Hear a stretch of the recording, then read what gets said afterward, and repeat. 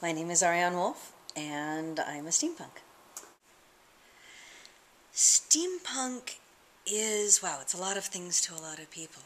I come at it from a costuming angle, so perhaps different from a lot of other folks. I love sci-fi and I love literature, so I love the steampunk genre, which is certainly where it started. But as I said, I come at it from a costuming and a historical recreation, reenactment angle, I suppose.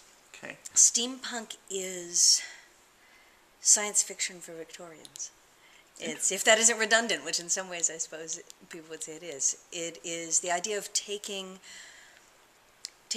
technology and technological development and dropping it back by about 120, 130 years. A lot of steampunk tends to take place between roughly 1800 and 1900, and in London, though there's a lot of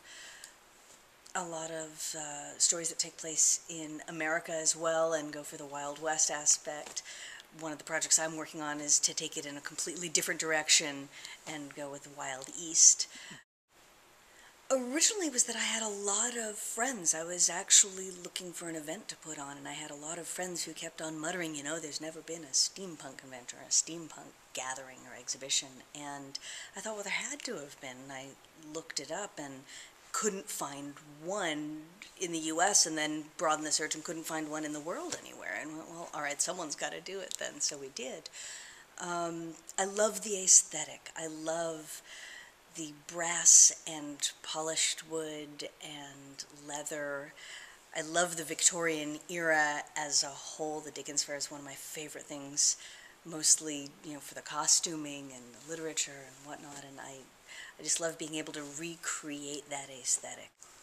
My persona is Miss Skittles, Miss Alexandria Skittles, who is loosely based on a woman named Catherine Walters, who was a pretty horsebreaker during the Victorian era. 1860 to 63 was really her heyday. She was a very high-level courtesan and equestrienne, one of the best riders of her age. And she had a lot of moxie. She had a lot of fire to her.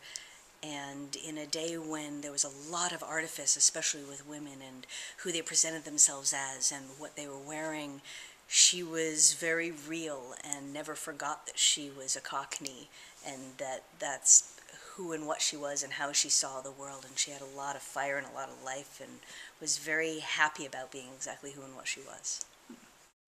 I don't know that I have any expectations or dreams for it really, other than like I said, I love the aesthetic.